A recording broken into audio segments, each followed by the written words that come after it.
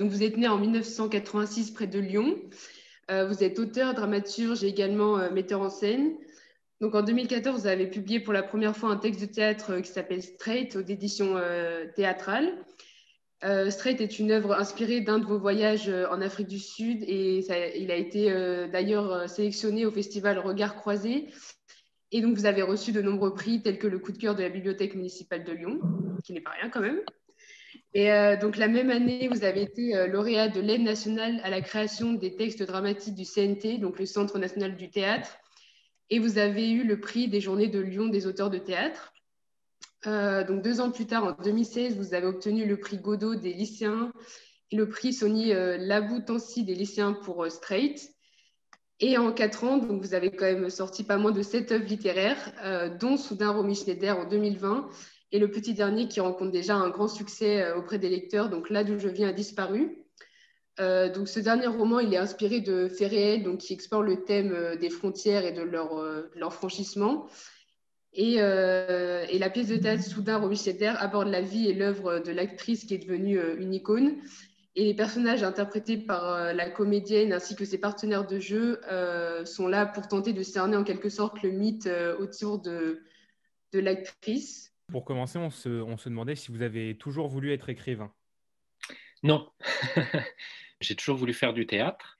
Donc j'ai toujours voulu travailler dans le monde du théâtre ou le monde du spectacle, du cinéma. C'était une chose qui me passionnait beaucoup. Donc j'ai voulu d'abord avoir un parcours d'acteur et c'est pour ça que j'ai fait plusieurs écoles de théâtre. Et puis l'occasion d'écrire des bouts de texte pour ma classe de théâtre à la fin d'une année. M'a proposé d'écrire des interscènes entre trois projets, un projet de Lagarce, un projet de Gorky et un projet de Marivaux, et il fallait relier les trois à un moment.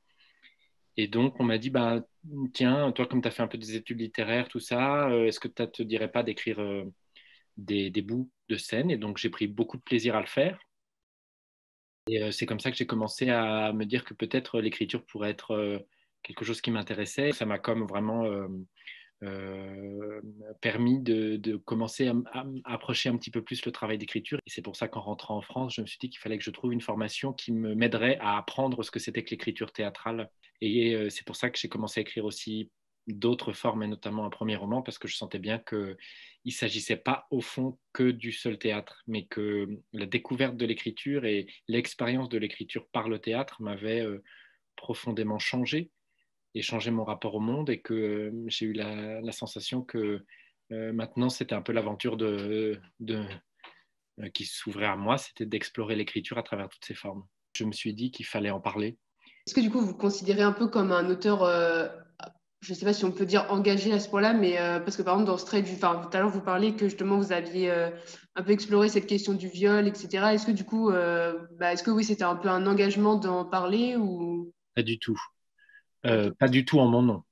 Je cherche pas du tout je cherche absolument pas à montrer que je m'engage, ni à faire de l'écriture le prétexte à une reconnaissance pour dire j'appartiens à tel camp ou je défends telle valeur. Pas du tout. Nous avons pu voir que vous trouvez votre inspiration dans vos nombreux voyages et grâce à votre curiosité. Je me demandais si vous aviez d'autres sources d'inspiration, comme votre vie personnelle par exemple, ou alors votre famille. Je ne cherche pas dans ma propre vie des motifs pour des livres ou des sujets. Je ne peux pas nier que ma propre vie tout entière vient innerver ce que j'écris, du fait que les expériences qu'on vit, elles nous marquent profondément, et puis elles instituent notre rapport au monde aussi, notre point de vue, notre sensibilité. Donc il est évident que ma vie tout entière est dans mes textes, tout en n'étant absolument pas thématisée. C'est-à-dire que je ne thématise pas ma vie dans ce que j'écris, pour autant elle est pleinement de manière débordante là, mais c'est pas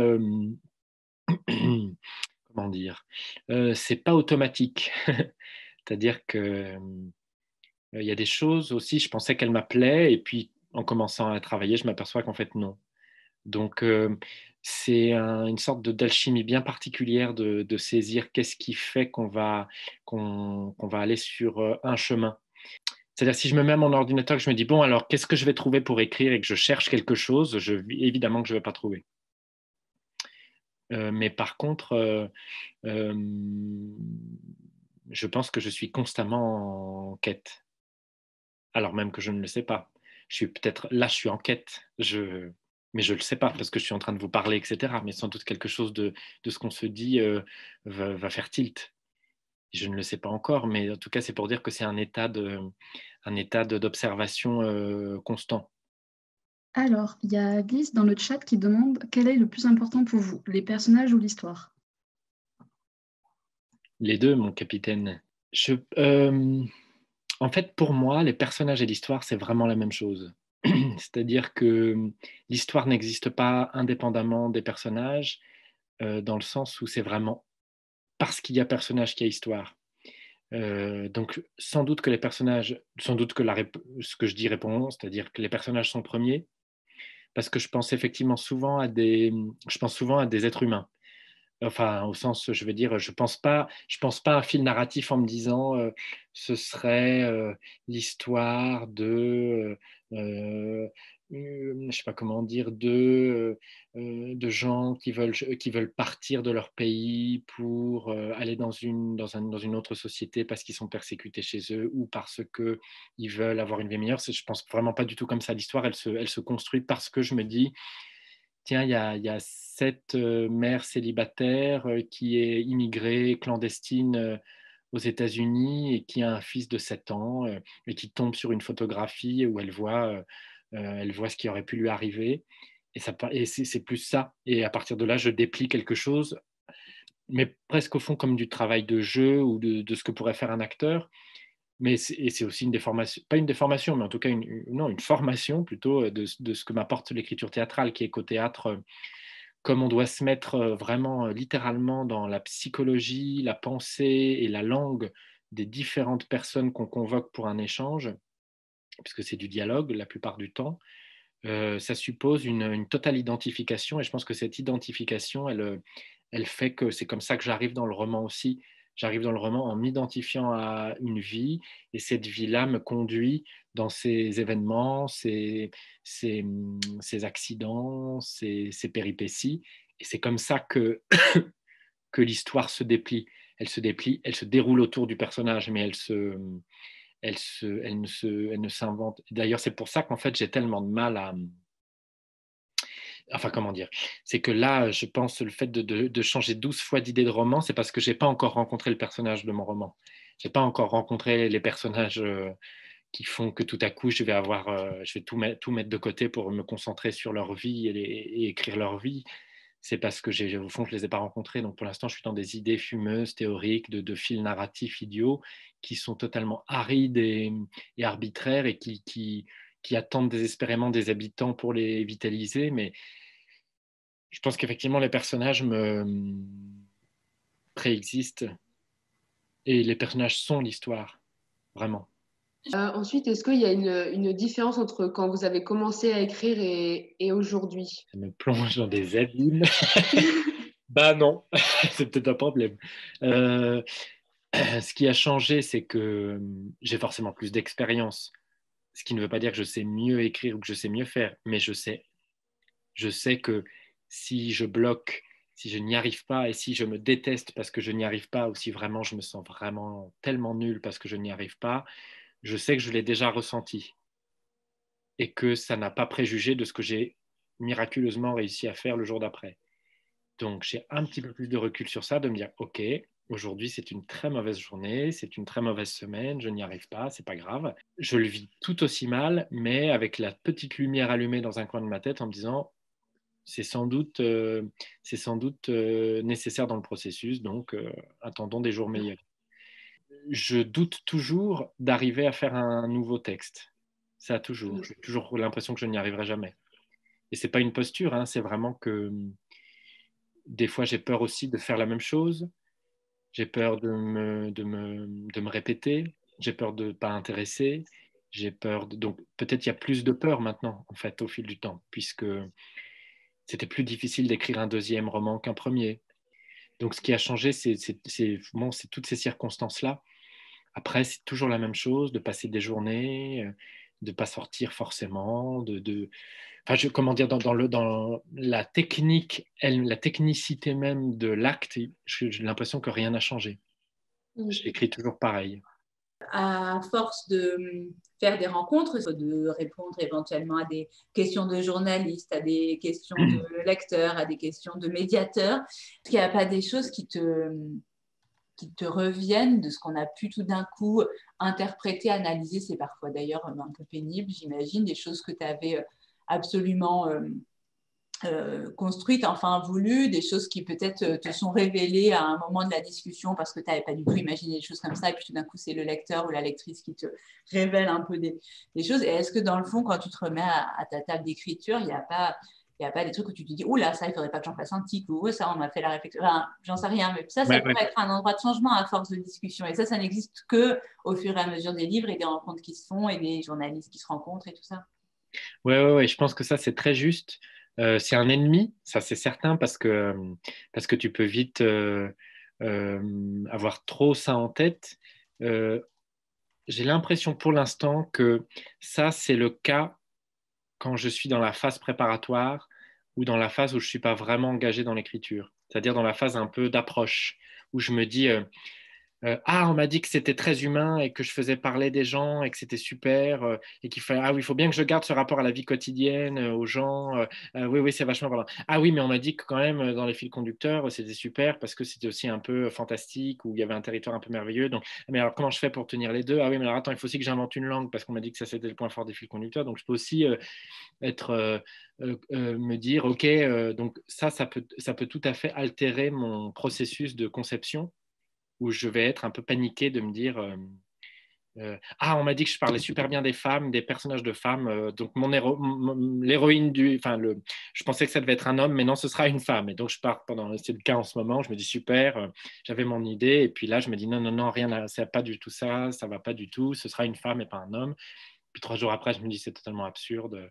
Donc, parce que je suis assez influençable aussi je suis assez inquiet de ce que vont penser évidemment les autres de ce que je fais. Donc, je veux dire, j'écoute avec beaucoup de générosité et en même temps de crainte. On peut être entravé par ça. Après, je crois vraiment que au moment de l'écriture, c'est-à-dire dans un paragraphe, en fait, ça c'est loin. Enfin, c'est-à-dire que la question, c'est tellement de savoir comment la phrase se construit, comment le personnage existe, comment on écrit une page, que d'une certaine manière, en fait, tout ça, tout ce qui pourrait être motivé par je dirais, tout ce qui peut être motivé par de faux prétextes ou par le fait d'avoir envie de coller à l'image plaisante qu'on a reçue ou de satisfaire telle part de son supposé lectorat parce qu'on pense qu'il va reconnaître et pouvoir continuer à être attaché, tout ça, en fait, est coupé.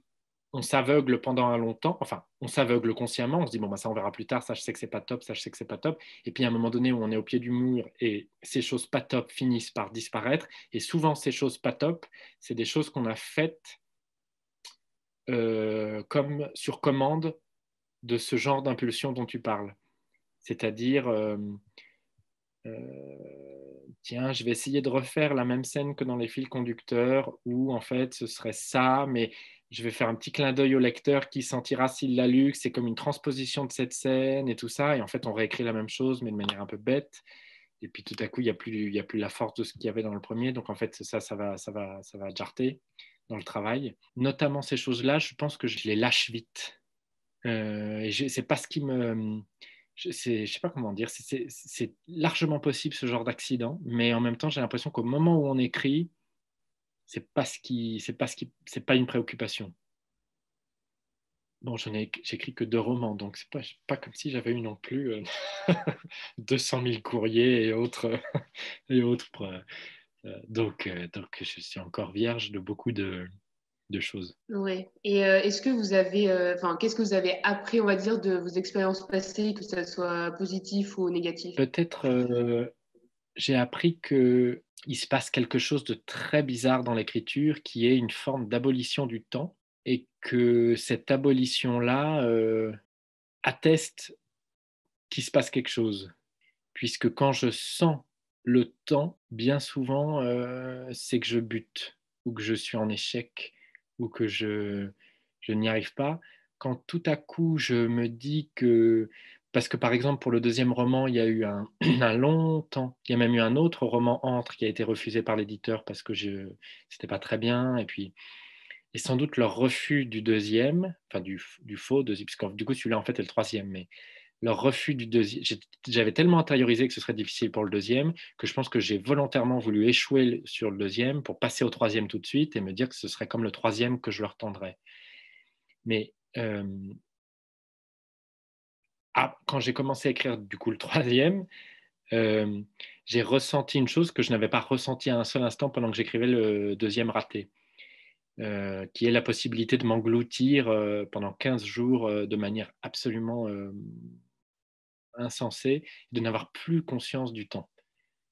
Et ça, la chose que j'apprends, que j'ai l'impression d'apprendre, c'est que quand ça arrive, alors sans préjuger de la qualité de ce que je fais, ça veut dire qu'au moins, je suis au bon endroit. Bon, c'est pas grand-chose, mais ça aide un peu parce que ce qui était le plus difficile, c'est de concilier le rythme quotidien d'une vie, une vie de famille, une vie, voilà, avec celui de l'écriture.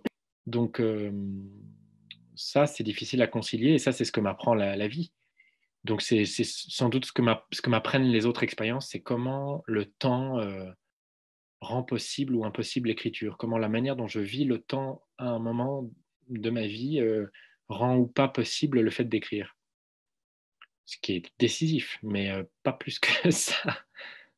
On voulait également savoir si vous avez des projets qui devraient arriver ou est-ce que vous aimeriez en réaliser prochainement?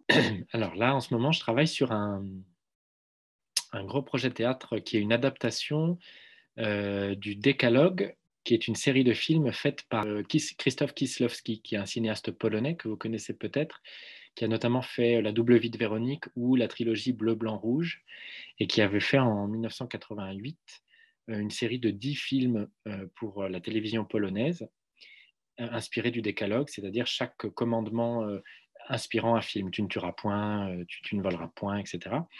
Et donc, là, je travaille avec une metteuse en scène qui s'appelle Lorraine de Sagazan, et avec elle, on travaille à réécrire ce Décalogue de Kieślowski, c'est-à-dire qu'on réécrit intégralement certains des épisodes et on en adapte d'autres. Donc ça, c'est un gros travail parce que c'est un projet de théâtre assez conséquent.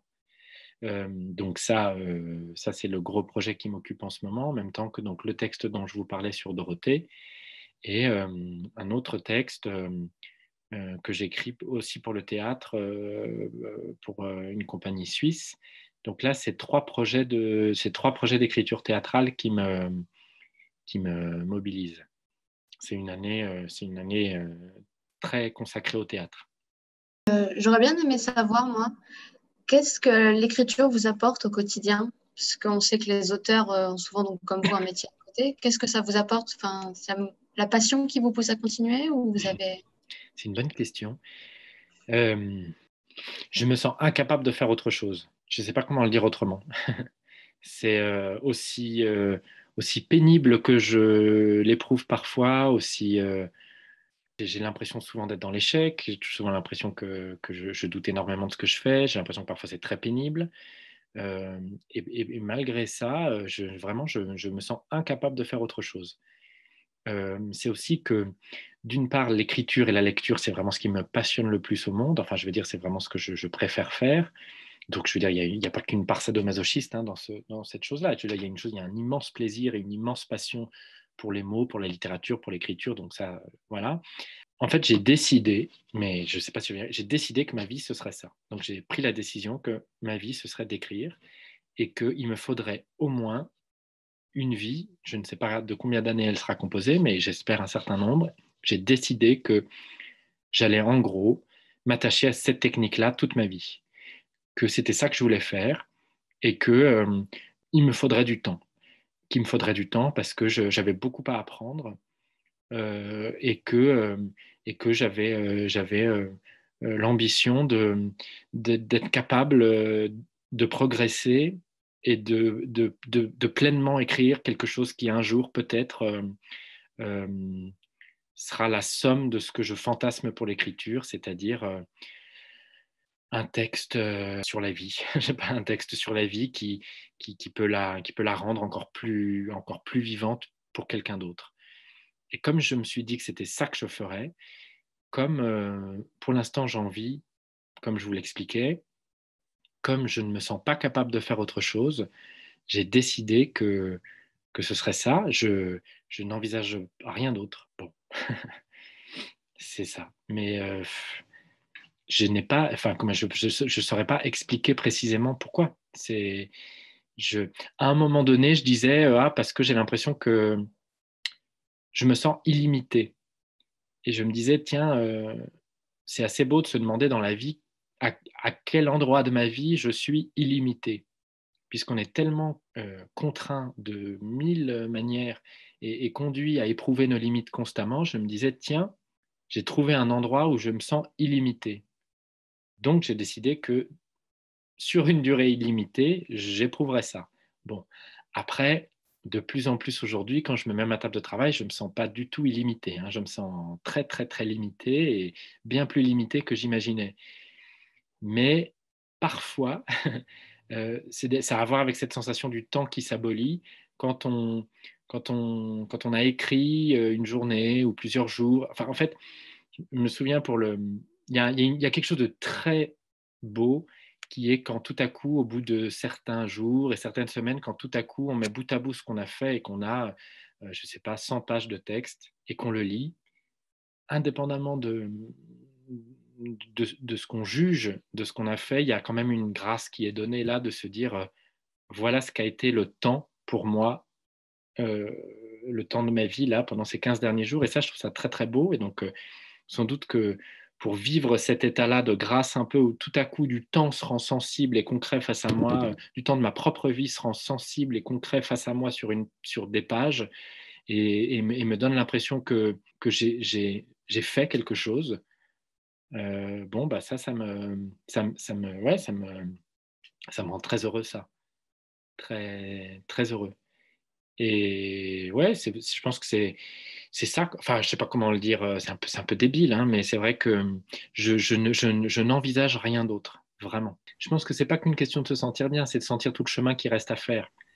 C'est-à-dire que je sens tellement que je n'ai entrevu qu'un tiers du quart du commencement que je me dis. Il y a encore plein d'autres choses à Ouais, voir. ouais, exactement. La route est très très longue. J'aime assez l'idée d'éprouver sur de très longues années une chose et de me dire, bah, ma vie, ma petite vie à moi, ça aurait été ça aurait été d'éprouver ça. Mm. Ça me va très bien. Je me dis pas, tu aurais pu faire tant de choses. Je me dis, bah non, moi, je vais m'attacher à ça et peut-être que de l'extérieur, on se dira tant d'heures seul derrière son ordinateur, mais moi, ça me va. On va finir par cette question. Il y a Joanne qui demande, est-ce que vous écrivez texte par texte ou ça vous arrive d'écrire plusieurs textes en même temps? Ça dépend un peu des moments. Le roman, il s'écrit seul. Je ne peux rien écrire d'autre en même temps. Donc il faut que je dégage pleinement du temps pour n'avoir aucune autre obligation d'écriture. Donc ça, c'est très net. Je ne peux pas concilier l'écriture d'un roman avec l'écriture d'autre chose. C'est pas possible. En revanche, pour le théâtre, c'est assez différent parce que comme c'est pas du tout le même rapport, comme je disais, à la temporalité, à la durée, on peut écrire vite une scène. D'ailleurs, moi, il m'est arrivé d'écrire des textes de théâtre très vite parce qu'il y a une énergie, il y a la justesse d'une énergie dans les répliques, dans l'enchaînement du dialogue, il y a quelque chose qui se trouve. Donc ça, le théâtre peut avoir cette force-là, cette force d'immédiateté et cette puissance-là. Et donc, pour l'instant, j'arrive à peu près à concilier certains projets où je peux me dire dans la semaine, bah, je vais travailler 3 jours sur le décalogue et puis 2 jours après sur Dorothée. Ok, ça va. Enfin, je veux dire, je peux le faire parce que c'est des projets tellement différents que quand je suis dans Dorothée, je suis dans Dorothée, et quand je suis dans le décalogue, je suis dans le décalogue sans que ça se parasite. Je ne peux pas écrire ils entrent en scène, forte tension, on sent qu'ils veulent se dire quelque chose, mais ils n'y parviennent pas. Et puis, à charge au metteur en scène de mettre en scène ça comme il veut, mais moi, je l'ai écrit en 2 secondes et c'est bon. Dans le roman, je ne peux pas faire ça. Il faut que je raconte dans quel état ils sont d'esprit, chacun ils sont. Il faut que je raconte ce qu'ils font. Il faut que je raconte quand est-ce qu'on est dans la fiction. Enfin, faut que et ça, je pense que ça prend une part de conception bien plus importante dans la tête, c'est qu'aussi un roman, c'est plus long à écrire, parce que c'est des volumes plus importants. Et donc, c'est assez vertigineux parfois l'amplitude que ça demande. Et donc, moi, quand j'écris un roman, j'aime être dégagé de tout autre souci. Le théâtre, je peux beaucoup plus quitter, revenir. Alors, ceci dit, je dis ça, mais Romy Schneider, d'ailleurs, c'est un texte un peu hybride, mais j'ai pas réussi à faire ça. C'est-à-dire que là, pour Romy Schneider, c'était très, très... j'ai travaillé plus que comme pour un roman. J'ai vraiment, pendant 3 mois, tout mis de côté. Mais pour d'autres projets, comme je fais en ce moment, je concilie ça avec la crainte de ne jamais avoir assez le temps. Il faut multiplier les projets pour que quelque chose ait une chance d'aboutir et que quelque chose ait une chance de se faire et que donc on en tire les fruits qui nous permettent de vivre. Mais pour autant, je suis obligé, eu égard à ce que c'est que la commande d'une pièce ou de ce que c'est que d'imaginer percevoir des droits de théâtre qui ne sont pas toujours, je veux dire, très importants. Ça suppose que j'ai plusieurs projets simultanément parce que sinon, je ne peux pas vivre assez bien, selon moi. Mais aussi parce que c'est-à-dire que j'y parviens parce que j'ai pas le choix, mais je parviens à y parvenir parce qu'au fond, c'est possible. Enfin, bon, je ne sais pas si quelqu'un a compris un truc, mais... si, c'est très clair. Donc, merci beaucoup à tous d'avoir participé. Et puis, merci beaucoup à Monsieur Poix aussi d'avoir répondu à toutes nos questions. Merci à vous tous et toutes. Merci, monsieur. Merci beaucoup pour votre invitation et pour toutes vos très belles questions. Merci beaucoup.